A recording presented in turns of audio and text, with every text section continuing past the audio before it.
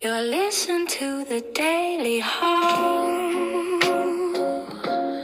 Thoughts beyond the cut. And it's okay to shop too much if you know how to shop smart. There are promo codes and coupons you can use, and you'll get yourself a profit. And no crying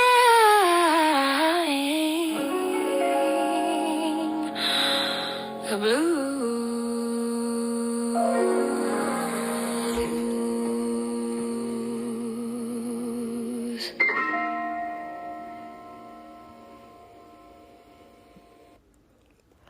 Hey, I'm Sunshine, and this is the Daily Haul, Thoughts Beyond the Cart. We talk dollars and cents here. We talk people and purpose, and we talk about everything in this life that carries a price, seen or unseen.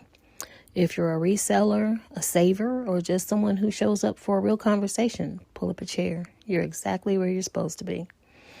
As always, this show is sponsored by YouShopTooMuch.com. Your home for curated finds and vintage treasures. This week's featured item, studded smolder. This is a must-see bracelet, or as I'd say to my Daniel, this is a say-something piece. And shout out to Daniel, seriously. Daniel, if you suffer anxiety, cold sweats, or traumatic flashbacks as a result of late-night Walmart exposure, you may be entitled to compensation. No, seriously. I used to put him through it.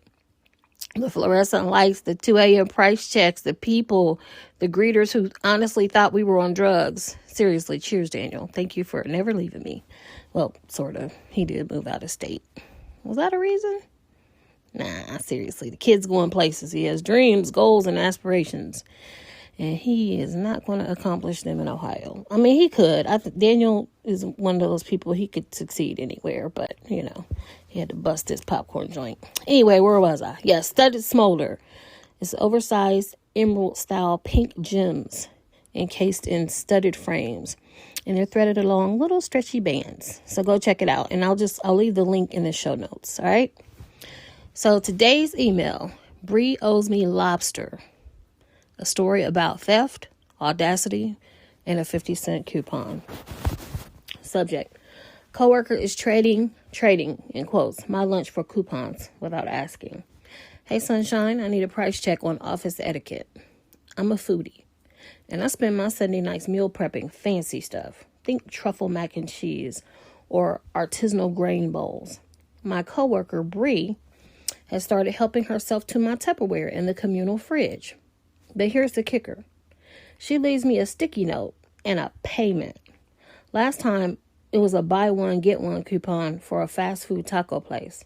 Today, she ate my lobster ravioli and left me a 50-cent coupon for canned corn.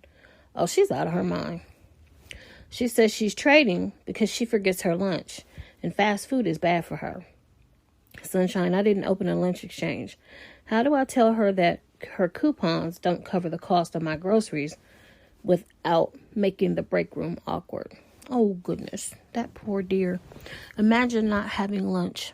Good thing you made food she liked, or she might have gone all day with a growling tum-tum. Oh, wait, that was you. I digress. Let's reach out to Bree with lots of warmth and tact, shall we? We're going to leave her a post-it. Hey, Bree. I love that you enjoy my cooking. I put a lot of time into my meal prep, and it really is just for me. Even with the notes, I'd feel better if my lunches stayed off limits. If you're ever in a pinch, I'm happy to point you to some easy meal prep ideas. Cut. Insane. We were acting. Yes, we were. That was a dream sequence. Because in the real world, I would want to, listen to my word choice. I would want to say, Bree, what you're doing is not a trade. I never agreed to an exchange, and you're eating my food without my permission. That's theft. Your little raggedy coupons don't cover what I spend on groceries. You clearly don't have the money that it takes to even make my lunch. And honestly, that's not even the point. Don't touch my food again. Now, in my heart of hearts, I'm kind of wondering if Bree is playing with a full deck. Because who in their right mind would do this? Like, seriously. And I'm not just referring to like stealing somebody's lunch. I'm referring to the part where she's creating a whole paper trail. She's letting you know that she's eating your lunch. She's leaving you notes. She's leaving you worthless coupons. I'm sorry. This feels childlike to me. This is something that a kid would do. Here, I'm going to give you a coupon for a hug and a kiss. And by the way, I ate your Snickers. You know, this is kid stuff. But you haven't said that. You haven't mentioned it in the email. You haven't said she's special needs. You haven't said she's a couple cans short of a 6-pack. So I'm going to assume that she's just like insanely bold.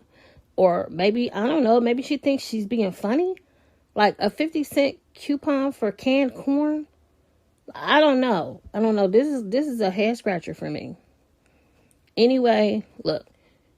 Truly, in a situation like this, you can't say anything to her. You can't. And the reason why is because I feel like any interaction with her could result in her reaction. And we don't know if she's going to be cool or if she's going to come out of a bag. And if you do it in front of your coworkers, the drama is just going to multiply. So these are some steps that I would take. I will label everything that I bring in loud. This is Sunshine's lunch, not for trade. I will make sure people who are within earshot heard me say it. Now, you could, this to me is just like super proactive. You could bring in a small, like a personal cooler and just keep it at your desk. But I really feel like, why should you have to spend your money and jump through hoops to protect a lunch that should be safe in the communal fridge? Now, side note, I've never trusted a communal fridge because I feel like people are gross and people are evil. Gather round, children, and let me share a tale of a friend whose pricey bottled water kept getting stolen. She replaced it with toilet water. Yep. She brought her bottle in on a Friday with a big old label, and it said, "I hope you enjoyed my ice cold water you stole. Yesterday's was a refill from my home toilet." This bottle is fine. Or is it? And that bottle sat in a very large communal fridge. And it was there pretty much all day until she got called to HR for a chat. Because people were pissed. Who wants their Lunchables and their leftovers all snuggled up with what could be toilet water? So, back to Bree. Bree is stealing. Period. There's no way to sugarcoat it. And let's be real. Look, this is nothing new. And it's highly frowned upon. And it's not a game. Aside from just the invasive nature of like taking somebody's lunch, just even touching someone's food is crazy to me. But food is expensive. I feel this chick has lost her marbles. And there are articles all over the web on the subject. Everyone, people have been talking about this for a very long time. Everyone from Zero Cater to the Washington Post has touched on the subject. The Washington Post, they wrote an article titled "The 6 Rules of Office Lunch Etiquette."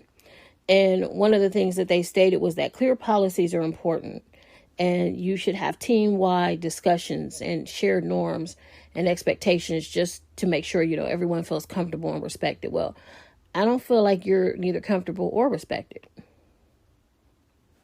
So I feel like at this point, you need to go and speak to your supervisor.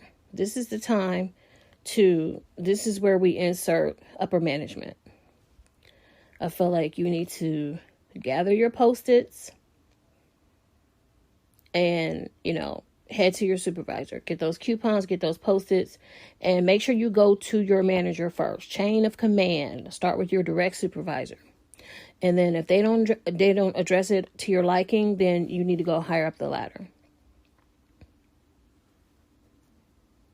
That's it. And I feel like if you take this to management, I feel like they're going to do something. I really do. I can't see them ignoring this.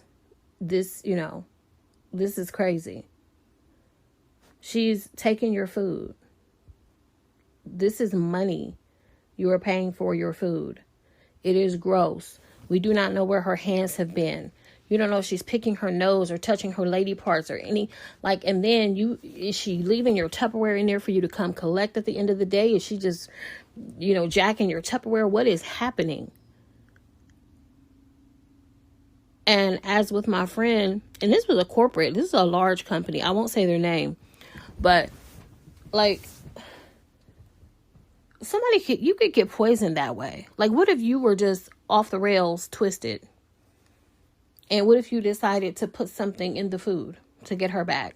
You could put laxative in her food. Like, there's, like, this is crazy.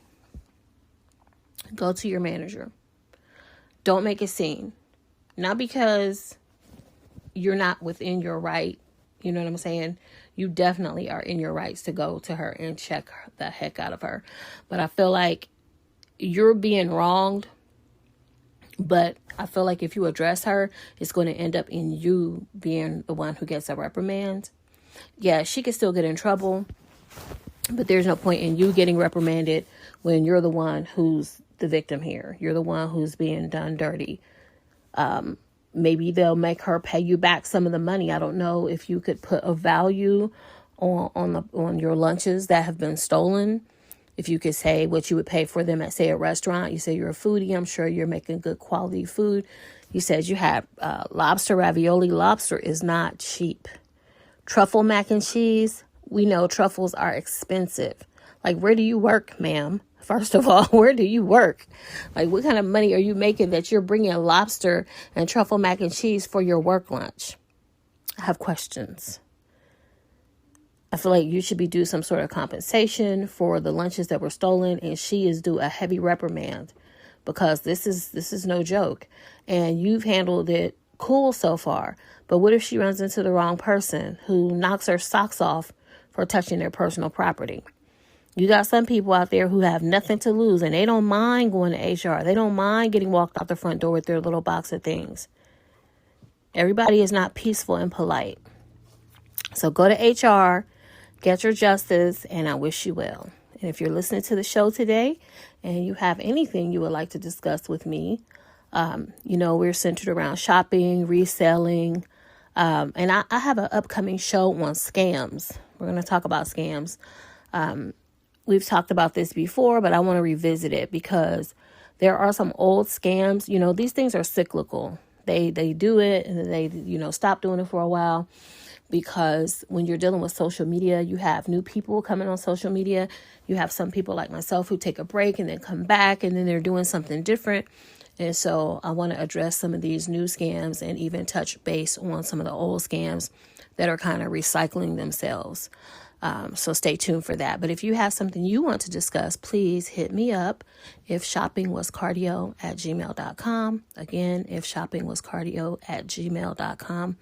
I hope you have a wonderful, wonderful week ahead. And keep listening. Maybe you'll hear something you like. And tell a friend to tell a friend about the Daily Haul Thoughts Beyond the Cart. I am Sunshine, and y'all take it easy. That was a lot for an ending, right? That was just a whole lot.